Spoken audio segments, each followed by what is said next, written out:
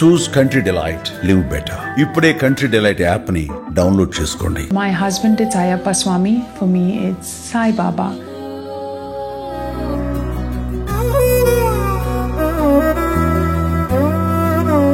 Had a very, very powerful grounding.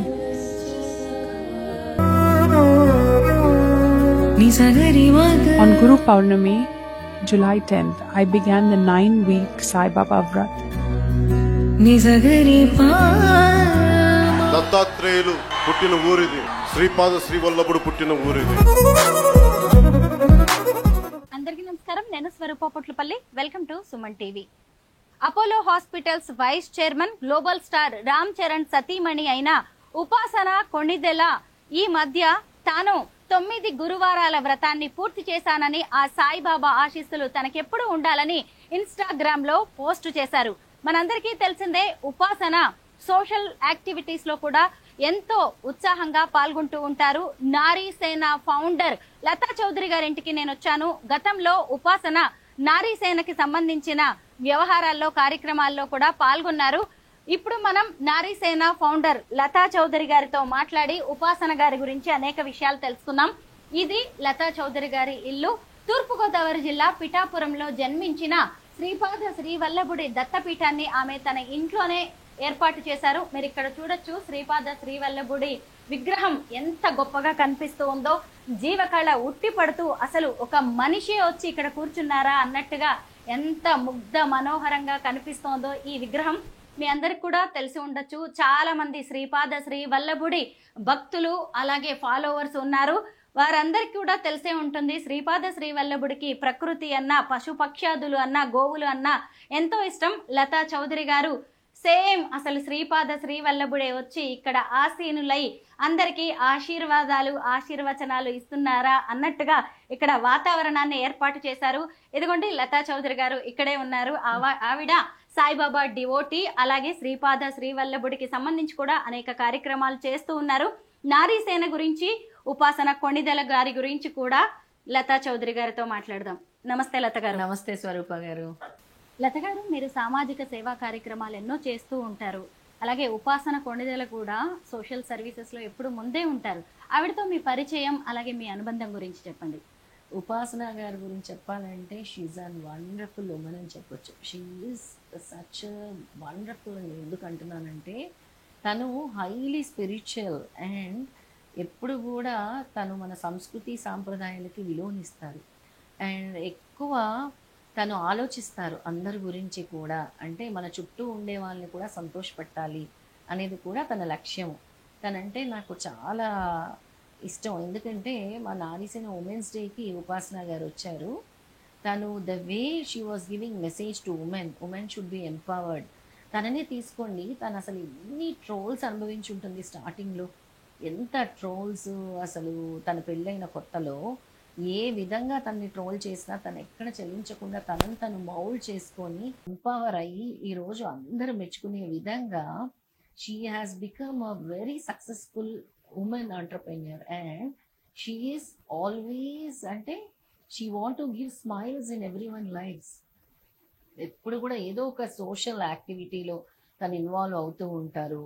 ఎందుకు అంతగా చెప్తున్నానంటే, నేను ట్రావెల్ చేసే స్పిరిచువల్ జర్నీలోనే తను కూడా బాబాని, నేను ఏ విధంగా అయితే బాబాని ఆరాధిస్తానో తను కూడా బాబాని ఆరాధించడం నాకు కనపడింది.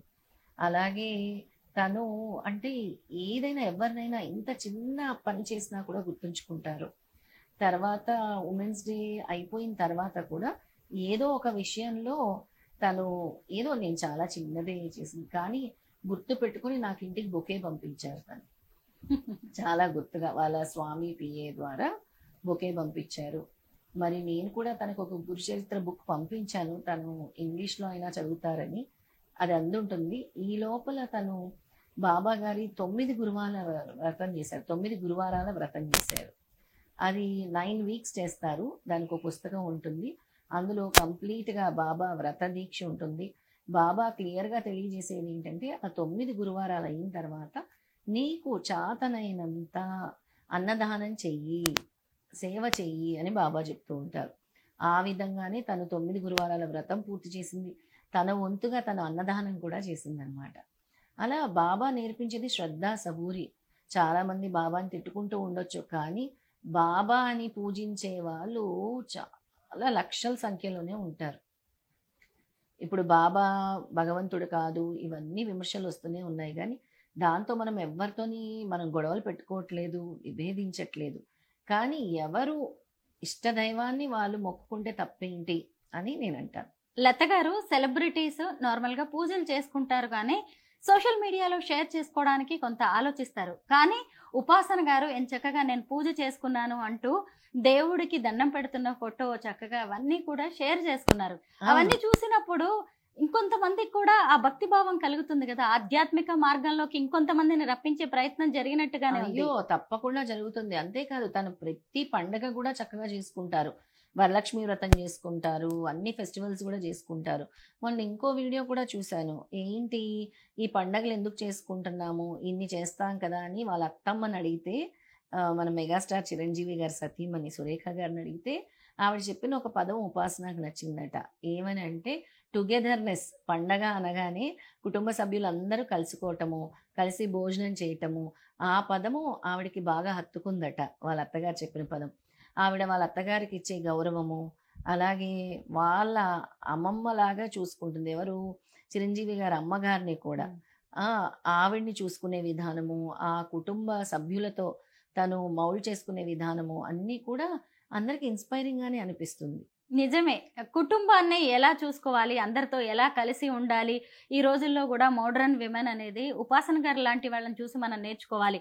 ఎందుకంటే రామ్ చరణ్ వాళ్ళ నానమ్మ గారు ఉన్నారు కదా, అంజనాదేవి గారు, అలాగే తన అత్తమ్మ గారితో కలిసి పికిల్స్ తయారు చేయడం, అత్తమ్మ కిచెన్ గురించి కూడా ఆ ఇన్స్టా పోస్ట్ లో ఆవిడ ప్రస్తావించారు. ఆ ఆవకాయ పచ్చడి ఏ విధంగా చేశారో తీశారు. ఎప్పుడైనా తన చిన్నవి కూడా షేర్ చేస్తూ ఉంటారు. అంటే ఆ బాండింగ్ విత్ ఫ్యామిలీ. ఇప్పుడు తన గురించి ఏదో గొప్పగా చెప్తున్నామని కాదు, ప్రతి మహిళ కూడా ఎన్నో ఆటంకాలు ఎదుర్కొంటుంది, ఎన్నో అవమానాలు ఎదుర్కొంటుంది. కానీ ఎప్పుడు కూడా కృంగిపోకుండా తనని తను మౌల్డ్ చేసుకొని తన డైట్ని మెయింటైన్ చేసుకుంటూ, తన హెల్దీ లైఫ్ స్టైల్ని మెయింటైన్ చేసుకుంటూ, తన తినే ఫుడ్ గురించి కూడా షేర్ చేసుకుంటూ, ఎలా మనము హ్యాపీగా ఉండాలి, మన సరౌండింగ్ ఎలా హ్యాపీగా ఉండాలి, మనము స్పిరిచువల్గా ఎలా ముందుకు ఎదగాలి అని కూడా తన ద్వారా ఎంతో మంది నేర్చుకోవచ్చు. లత గారు, అసలు సాయిబాబా ముస్లిమా హిందువా అనే దాని మీద కూడా కొంత వాగ్వాదం అనేది జరుగుతూనే ఉంది, వాదనలు జరుగుతూ ఉన్నాయి. ఆయన ఫకీర్ అని, ముస్లిం అని వాదించే వాళ్ళు, విమర్శించే వాళ్ళు చాలా మంది ఉన్నారు. ఇవన్నీ తెలుసు కూడా నా భక్తి నాది, నాకు నచ్చినట్టుగా నేను ఉంటాను, నా ఆధ్యాత్మిక మార్గం ఇది అని ఆమె చెప్పినట్టుగానే అనిపిస్తోంది. ఇంతకీ మీరేమంటారు? సాయిబాబా ముస్లిమా హిందువా? నేను అవన్నీ ఏమీ కూడా ఏకీభవించను స్వరూప. నేను ఒక్కటే, నా ఇష్టదైవం, నా నమ్మకం నాది, నా భగవంతుడిని ఆరాధించే విధానం నాది. నువ్వు ఎన్ని విధాలుగా చెప్పినా నా నమ్మకం బాబా మీద ఉన్నది వేరు. తను కూడా అదే చూపించింది. బాబాని నేను ఈ విధంగా పూజించాను, చిన్నప్పటి నుంచి కూడా నేను పూజిస్తున్నాను, బాబా నాకు చూపించారని తను చూపిస్తుంది. తనే కాదు, బాబా భక్తులు అందరూ కూడా చూపిస్తూ ఉంటారు. దాన్ని గురునింద వేయటము అంటాం మనము. ఇప్పుడు ఏ రోజు కూడా బాబా నాకు అది చేయండి, ఇది చేయండి అని అడగలేదు. ఒక విధంగా చూసుకుంటే అది గురునింద. మన శాస్త్రాల్లో, ధర్మాల్లో కూడా బాబా ఏ రోజు కూడా నాకు పెద్ద పెద్ద గుడులు కట్టండి అని చెప్పలేదు. తను చెప్పిన విధానాల్ని అనుసరించమని చెప్పారు, శ్రద్ధ సబురిని చెప్పారు. దాన్నే మనం తెలుసుకోవాలి. కానీ ఆయన ముస్లిమా హిందువా ఇవన్నీ కూడా లేవనెత్తి మనము ఏం చేయాలనుకుంటున్నాము, ఏం సాధించాలనుకుంటున్నామని కూడా ఆలోచించాలి. ఎవరి భక్తి వాళ్ళది, ఎవరి భక్తిని ఎవరు వేలెత్తి చూపించడానికి సరిపోరు, ఎవరి నమ్మకం వాళ్ళది. మీరు ఆరాధిస్తారా లేదా? బాబా అంటే మీరు క్రిటిసైజ్ చేస్తారా? అంటే ఇప్పుడు బాబాకి నమస్కరించేటప్పుడు మీరు హిందువా ముస్లిమా అని ఆలోచిస్తారా? లేదు, కాదు కదండి. అలా బాబాని చూడగానే ఆ కరుణ అందరికీ అనిపిస్తుంది. అంటే ఎన్నో లక్షల మంది భక్తులు కూడా ఉన్నారు, వాళ్ళ మనోభావాలు దెబ్బతిన్నా కూడా వాళ్ళు ఏమీ మాట్లాడకుండా వాళ్ళ ఇష్టదైవాన్ని వాళ్ళు ఆరాధిస్తున్నారు అని అంటే అది బాబా మీద ఉండే నమ్మకం, బాబా చూపించే అనుభవాలు. అలాగే బాబా నుంచి ప్రమోషనే దత్తాత్రేయ స్వామి. నేను అందరికీ చెప్తూ ఉంటాను, ఆ దత్త విధానంలో కూడా హరిహరులని వేరు చేయొద్దు అని చెప్తాడు దత్తాత్రేయ స్వామి. విష్ణుమూర్తి వేరు, ఈశ్వరుడు వేరు అని ఏ రోజు చెప్పలేదు ఆయన. అందులో కూడా మనం చూసుకుంటే హిందువుల్లోనే మేము వైష్ణవులము, మేము శైవులము అంటాము. కానీ ఎవరైతే హరిహరులు వేరని విభేదిస్తారో వాళ్ళకు కూడా కఠినమైన శిక్షలు ఉంటాయని మన సనాతన ధర్మంలో కూడా స్వామి దత్త పురాణంలో తెలియజేశారు. అలాగే ఆయన యొక్క గురు చరిత్రలో కూడా స్వామి తెలియజేస్తూనే ఉన్నారు. లత గారు, 9 గురువారాల వ్రతం ఎలా చేయాలి, ఎప్పుడు చేయాలి? గురువారం రోజు మొదలు పెట్టుకోవాలి. ఒక గురువారం రోజు ప్రారంభించుకోవాలి. ఆ గురువారం నుంచి 9 వీక్స్ కంటిన్యూ చేయాలి. ఒకవేళ బ్రేక్, ఉమెన్కు ఉండే పీరియడ్స్ ప్రాబ్లం వస్తే ఆ వారం మినహాయించి మళ్ళీ కంటిన్యూ చేసుకోవచ్చు ఆ 9 గురువారాల వ్రతము. ఆ 9 గురువారాల వ్రతం చేసినప్పుడు 9 దీపాలు పెట్టుకుంటే మంచిది. ఆ సమయంలో బాబా యొక్క సాయి సచ్చరిత్ర పారాయణం చేస్తే మంచిది, లేదా సాయి నామాన్ని పలికితే మంచిది. ఓం సాయి నమో నమః, శ్రీ సాయి నమో నమః, జై జై సాయి నమో నమః, సద్గురు సాయి నమో నమః. అలా ఆయన నామాన్ని కూడా అనుకోవచ్చు. స్వామి చెప్పిన నవవిధ భక్తుల గురించి కూడా మనం తెలుసుకోవచ్చు, బాబా గురించి. బాబా కూడా మనకి బోధించింది ఒక్కటే, మీరు విష్ణు సహస్రనామం చదవండి, దేవి భాగవతం చదవండి, గురు చరిత్ర చదవండి, మీరు నలుగురిని ఆదుకోండి, అనాథులని ఆదుకోండి అని. అవి మనం తీసుకోవాలి. ఆయన బోధించిన అంశాలను మనం తీసుకోవాలి. ఆయన హిందువా, ముస్లిమా, ఆయన దేవుడే కాదు, ఇవన్నీ మనకెందుకు? ఆయన ఒక మంచి నేర్పిస్తున్నారు, దాన్నే మీరు గ్రహించండి. మీరెందుకు ఎంతసేపు చెడు చుట్టే ఉంటారు అని నేను అంటాను. సాయిబాబా గురించి, ఉపాసన వ్యక్తిత్వం గురించి మీరు ఎన్నో విషయాలు చెప్పారు. థ్యాంక్ యూ సో మచ్ లత గారు. నమస్తే స్వరూప.